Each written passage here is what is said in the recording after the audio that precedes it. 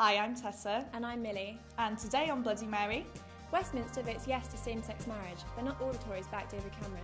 we look into Queen Mary's Palace of Delights. Whilst Queen Victoria could be airbrushed from history in schools. And an iron rod runs for NUS president. This is Bloody Mary.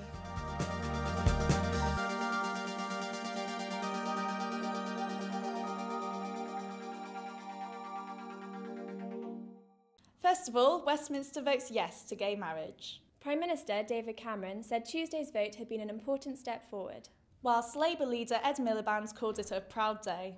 MPs voted in favour of the same-sex marriage bill by 400 to 175, a majority of 225 votes. If it becomes law, the bill will enable same-sex couples who can currently engage in civil partnerships to get married with the consent of religious institutions.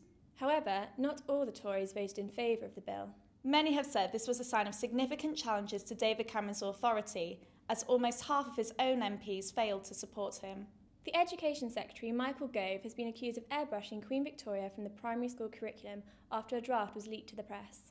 The Victorian era was a key period in British history, which saw politicians lay the foundations to the first welfare reforms. And saw the birth of the suffragette movement, prominent in paving the way to gender equality. Not to mention the exponential growth of this nation's industrial and economic strength. Gove, who recently proposed controversial A-level reforms, also revealed his two major influences to be Antonio Gramsci, an Italian Marxist thinker, and late TV personality Jade Goody. Queen Mary's 6-week celebration of the arts, dubbed the Palace of Delights, was kicked off last weekend by a stunning performance from the Water City Festival Orchestra.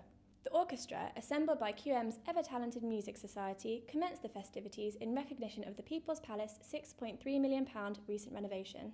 However, during its reconstruction, an astonishing piece of artwork which has been hidden for decades was finally brought to light. After an inquiry by Tate Britain as to whether the paintings had survived, 3 murals were gradually uncovered by Owen O'Malley. He recounted that he found the paintings after finding some fabric on an area of the wall. He peeled off the paint and below it saw what could be the vague outline of one of the murals. Painted by renowned East London artist Phyllis Bray in the 30s, the 3 murals depicted dance, music and drama. And as for the Palace of Delights, these exciting events are going to continue through this month and into March. Current NUS President Liam Burns could soon be beaten by a carbon rod.